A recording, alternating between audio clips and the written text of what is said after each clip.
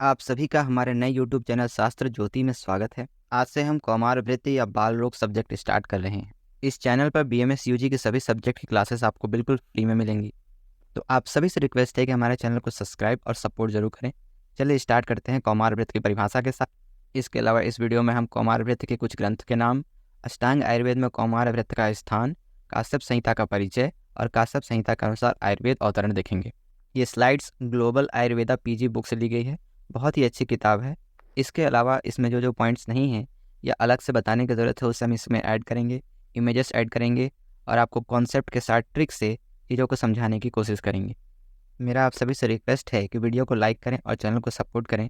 चलिए स्टार्ट करते हैं कौमार वृत्त की 4 महत्वपूर्ण परिभाषा के साथ, जो दी है आचार्य सुश्रुत, चक्रपाणी, हारीत और आचार्य डल्हन ने।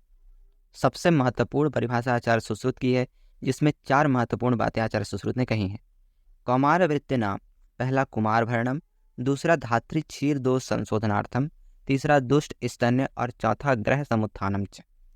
अगर आप थर्ड ईयर के स्टूडेंट हैं तो कौमार वृत्त में ये सबसे महत्वपूर्ण श्लोकों में से है, जिसे जरूर याद कर। अगली परिभाषा आचार्य चरक द्वारा चक्रपाणी टीका से लिया गया है। इसमें एक ही पॉइंट है कि कुमार भरणम, कुमार का जो भरण पोषण है उसे ही कौमार वृत्त में रखा जाएगा।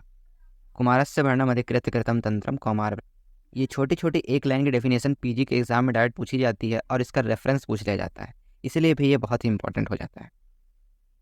आचार्य हारीत ने 3 महत्वपूर्ण बातों को परिभाषा में रखा है: गर्भो उपक्रम विज्ञानम, सूतिको उपक्रमस्तथा बाला नाम रोग समनिक्रिया बाल चिकित्सितम। आचार्य हारीत ने गर्भो उपक्रम विज्ञान यानी गर्भ से ही कौमार वृत्त को समझा है। ये PG का एक महत्वपूर्ण प्रश्न है। आचार्य डल्हन ने 2 बातों को इंक्लूड किया: कुमार बालाम तेसाम वृत्ति धारण पोषण, उसका भरण और पोषण को कौमार वृत्त के अंतर्गत लिया है। चलिए देखते हैं कि PG के एग्जाम में इन श्लोक्स को आइडेंटिफाई कैसे करेंगे। अगर परिभाषा कौमार वृत्त से शुरू हो रही है तो वो आचार्य सुश्रुत द्वारा दी गई है। अगर परिभाषा कुमार भरण से स्टार्ट हो रही है तो वो चरक और चक्रपाणी द्वारा दी गई है। और अगर धात्री से स्टार्ट हो रही है तो धात्री को क्या होता है, गर्भ धारण होता है, तो वो परिभाषा हारीत की होगी। इसका मतलब हम सुश्रुत का एक श्लोक याद कर लें तो इसी में पहला वर्ड सुश्रुत के लिए, दूसरा वर्ड चरक के लिए और तीसरा जो वर्ड है वो हारीत के लिए हो जाता है।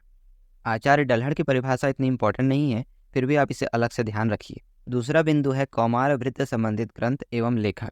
तो सबसे पहला ग्रंथ है काश्यप संहिता, जिसे वृद्ध जीवक ने लिखा है, ये हमें पता है। दूसरा है बाल तंत्र और कुमार तंत्र, इनको छोड़िए। चौथा देखिए बाल कुमार तंत्र, ये रावण रचित है। रावण ने बाल कुमार तंत्र नामक ग्रंथ लिखा था कौमार वृत्त। इसके ऊपर के जो ग्रंथ हैं बाल तंत्र और कुमार तंत्र, इन दोनों को मिलाकर बाल कुमार तंत्र हो जाता है। तो रावण के नाम से हम एक नाम याद रखेंगे, कल याम। रावण है कल याम, यानी रावण का जो बाल कुमार तंत्र है उसमें कल जो बाल है वो कल्याण वैद्य ने लिखा है, तो कल के लिए हो जाएगा कल्याण वैद्य।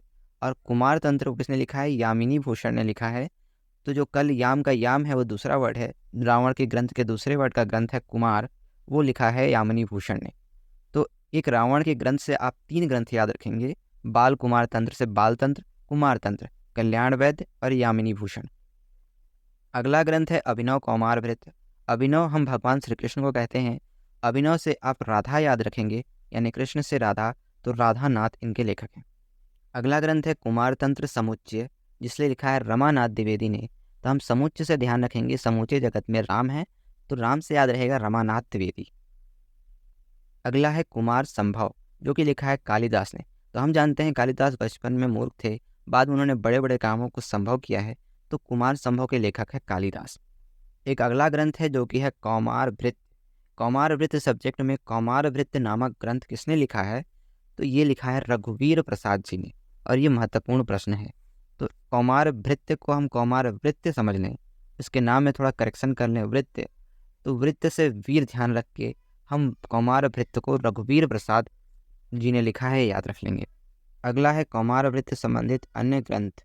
आप ये ध्यान रखिए कि प्रवर्तक तंत्र, बंधक तंत्र और मेघदूत संहिता कौमार वृत्त से रिलेटेड है। और मेघदूत संहिता को बाल चिकित्सा अमृत भी कहा जाता है। मेघदूत कालिदास की एक रचना भी है, तो कालिदास और मेघदूत संहिता में कंफ्यूज नहीं होना है। कौमार वृत्त का अष्टांग आयुर्वेद में क्रम तो आचार्य चरक, सुश्रुत, वाग्भट और काश्यप ने अपने अपने क्रम में कौमार वृत्त को रखा है। और उसका सीक्वेंस है कौवा सु च क। कौवा से क में हो जाएगा काश्यप, वा से है वाग्भट, स से सुश्रुत और ज से चरक। कौवा सूचक का लास्ट वाले का से कुछ नहीं है, उसको क्रॉस कर देंगे। कौवा सूचक से 1256 1256 इसमें कन्फ्यूज़न खत्म हो जाएगा। ये भी पीजी का मोस्ट फ्रिक्वेंटली पूछा जाने वाला क्वेश्चन है। अब हम कौमार वृत्त पढ़ रहे हैं तो काश्यप संहिता के बारे में जानना बहुत जरूरी है। काश्यप संहिता का मूल नाम है वृद्धजीविकीय तंत्र और इसका पर्याय है विलुप्त तंत्र। ये इंपॉर्टेंट पॉइंट है, विलुप्त तंत्र, और इसे कुमार वृत्त तंत्र भी कहते हैं। किसी भी ग्रंथ में उपदेष्टा, तंत्रकर्ता, प्रतिसंस्कर्ता ये बहुत ही महत्वपूर्ण होते हैं। काश्यप संहिता के केस में इसके उपदेष्टा है मरीचि काश्यप या महर्षि काश्यप। तो काश्यप संहिता उपदेष्टा के नाम से चलती है, जो कि है महर्षि काश्यप या मरीचि काश्यप। काश्यप संहिता के तंत्रकर्ता है वृद्धजीवक, इसे वृद्धजीवक तंत्र भी इसलिए कहा जाता है। प्रतिसंस्कर्ता कौन है? वात्स्य। तो आप ऐसा याद रखिए कि तंत्रकर्ता तो वृद्धजीवक हैं और वृद्धजीवक के वत्स जो थे वो प्रतिसंस्कर्ता थे, यानी कि वात्स्य। काश्यप संहिता में एक और वर्ड आता है रक्षाकर्ता, वो करते हैं अनायास यक्ष। तो काश्यप संहिता में उपदेष्टा, तंत्रकर्ता, प्रतिसंस्कर्ता और रक्षाकर्ता महत्वपूर्ण है। आधुनिक संपादक इसके नेपाल राजगुरु और हेमराज शर्मा है, उतना इंपॉर्टेंट नहीं है, नेहा ट्रिक से याद रख सकते हैं, नेपाल राजगुरु, हेमराज शर्मा। अगला महत्वपूर्ण पॉइंट है काश्यप संहिता की परंपरा आयुर्वेद अवतरण की। तो ब्रह्मा से लेकर इंद्र तक सभी ग्रंथों में आयुर्वेद का अवतरण सेम है। फिर उसके बाद जो आचार्य चरक हैं और वाग्भट हैं, उनके अनुसार इंद्र के बाद उग्र तपा यानी भरद्वाज इंद्र के पास आयुर्वेद का ज्ञान लेने गए थे। वहाँ से आत्रेय ऋषि और आत्रेय से अग्निवेश आदि ऋषियों को ज्ञान प्राप्त हुआ। सुश्रुत संहिता में धन्वंतरी संप्रदाय आ जाते हैं इसके पश्चात। वहीं काश्यप संहिता में मरीचि काश्यप, वशिष्ठ, आत्रेय और भृगु आ जाते हैं। महर्षि काश्यप और महर्षि काश्यप आदि उपदेष्टा कहे जाते हैं काश्यप संहिता के। फिर उसके बाद तंत्रकर्ता वृद्धजीवक, रक्षाकर्ता अनायास यक्ष और वात्स्य जो है प्रतिसंस्कर्ता थे। तो यहाँ से अगली वीडियो हम देखेंगे सद्योजात और नवजात शिशु परिचर्या, इसमें प्राण प्रत्यागमन पहला पॉइंट है। इस क्लास से रिलेटेड 5 MCQ क्वेश्चन आपको पिन कमेंट में मिल जाएगा, जिसका आंसर आपको कमेंट बॉक्स में देना है, जिससे आपकी सब ऑब्जेक्टिव की भी तैयारी। आगे आने वाली क्लास और भी इंटरेस्टिंग और सिंप्लीफाई होगी, तो आप चैनल को सब्सक्राइब कर लें ताकि आपको नोटिफिकेशन समय पर मिल जाए। इस क्लास की PDF लिंक आपको टेलीग्राम ग्रुप पर मिल जाएगी, जिसे आप डिस्क्रिप्शन में दिए गए लिंक से ज्वाइन कर सकते हैं। आपके सुझावों का सदैव स्वागत है। मिलते हैं नेक्स्ट वीडियो में, तब तक के लिए धन्यवाद।